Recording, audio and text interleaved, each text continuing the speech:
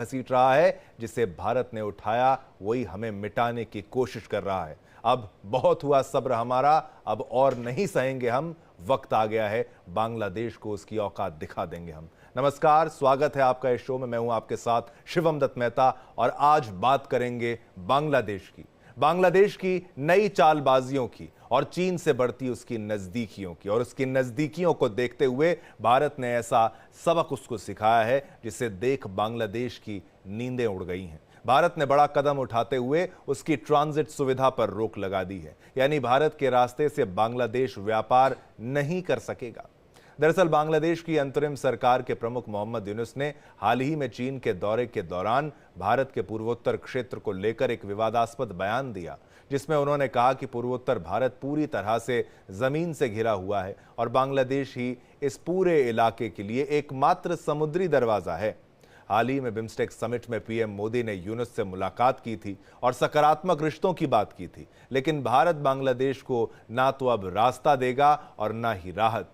और इसके लिए बांग्लादेश और मोहम्मद यूनुस का बड़बोलापन है कारण असली। भारत का यह फैसला दिखाता है कि भारत अब सख्त रुख अपनाने को तैयार है। इसी मुद्दे पर हम आज चर्चा करेंगे। तमाम एक्सपर्ट के पैनल के हमारे साथ यहां पर होंगे, पैनलिस्ट से चर्चा करेंगे, लेकिन उससे पहले हमारी ये स्पेशल रिपोर्ट देखिए और मामले की गंभीरता को समझिए।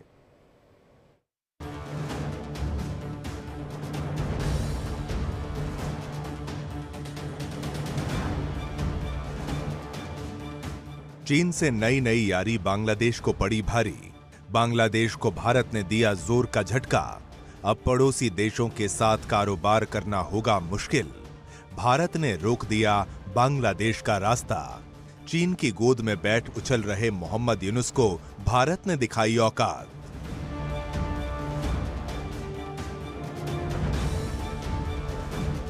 बांग्लादेश की सत्ता शेख हसीना के हाथ से जाने के बाद पड़ोसी देश भारत के साथ उसके रिश्तों में लगातार गिरावट देखने को मिली।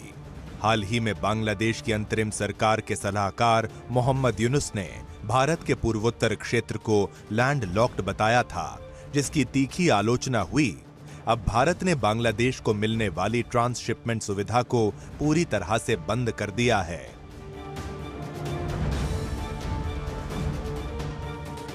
ये एक ऐसी सुविधा है जिसमें एक देश के बंदरगाहों और हवाई अड्डे से अपने सामान को तीसरे देश में निर्यात कर सकते हैं।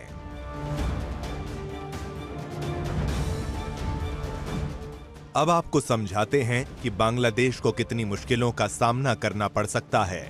बांग्लादेश को यूरोप के किसी देश में अपना सामान भेजना होता है तो वो भारत के बंदरगाह और हवाई अड्डे पर सामान भेजता है और फिर वहां से यूरोप एक्सपोर्ट करता है।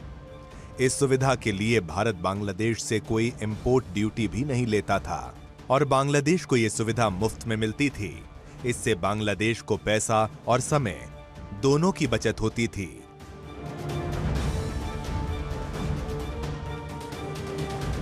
साल 2020 में मिली इस सुविधा को भारत ने आज पूरी तरह से खत्म कर दिया है। यानी भारत के इस कदम से बांग्लादेश और भूटान, नेपाल और म्यांमार के बीच व्यापार प्रभावित होगा। साथ ही नेपाल और भूटान जैसे जमीन से घिरे देश इस सुविधा के बंद होने पर बांग्लादेश की हालत खराब हो जाएगी और बांग्लादेश के साथ व्यापार पर बुरा असर पड़ेगा।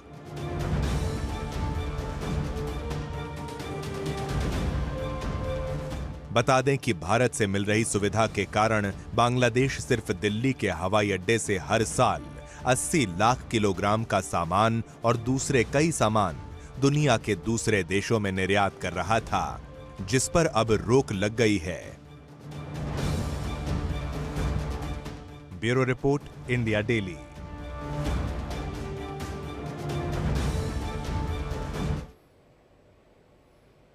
तो भारत एकमात्र ऐसा देश जो लगातार बांग्लादेश को हर मुमकिन मदद दे रहा था, लेकिन इस तरीके का धोखा बिल्कुल नागवार गुजरता है।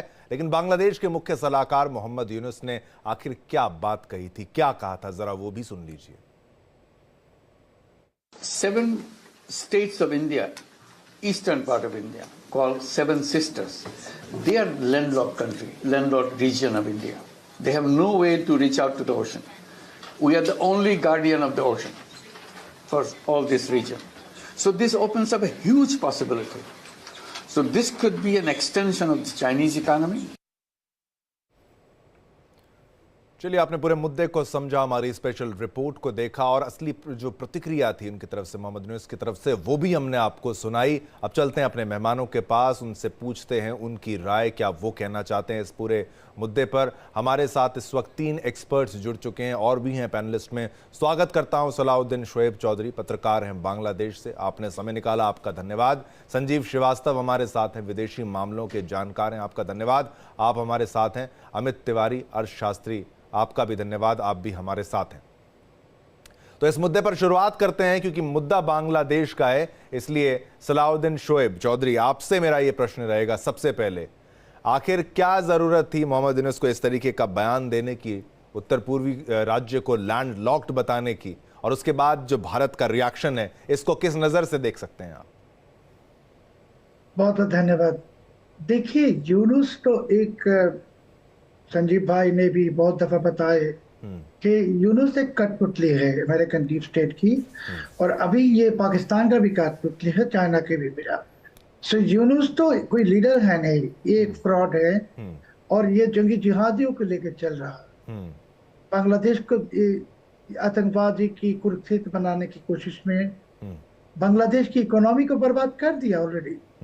अभी जो यूनुस ने जो बात करता है, जैसे कोई पागल आदमी बात करता है, जाके कुछ भी कह देता है।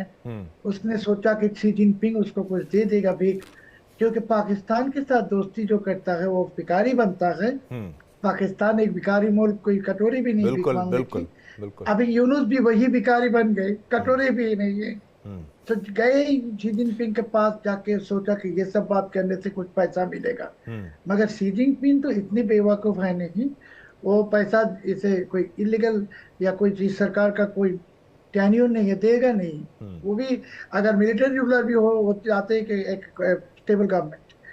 सो अभी ये बात कर ली, मगर आपने जो सबक सिखाने की बात, ये सबसे जरूरी था।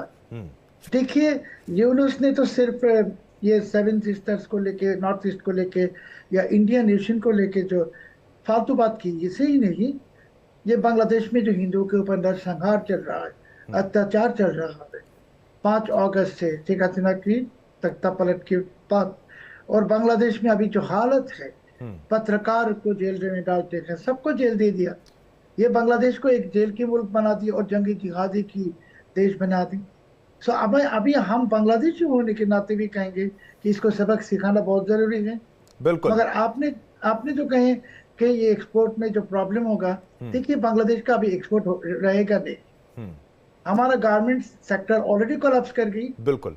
और ये सब कुछ सलाउद्दीन जी, ये उस दौरान हुआ जब शेख हसीना को वहां से हटाया गया, और एक स्ट्रॉन्ग लीडर थी, मैं साफ तौर पर कहूं 2009 से लेकर 2024 तक जितने अच्छे रिश्ते भारत और बांग्लादेश के तब थे, वो एक नोबेल पीस पुरस्कार विजेता के होते हुए नहीं हो पा रहा है। ये सोच के थोड़ी हंसी आती है, जिसको जो प्राइज मिला है, किस बात का मिला, किस बात का इसको पुरस्कार मिला हुआ है, और ये कर क्या रहा है? ये व्यक्ति क्या वाकई शांति चाहता है? ये चाहता है कि बॉर्डर के आस पार जो रिश्ता है वो अच्छा रहे?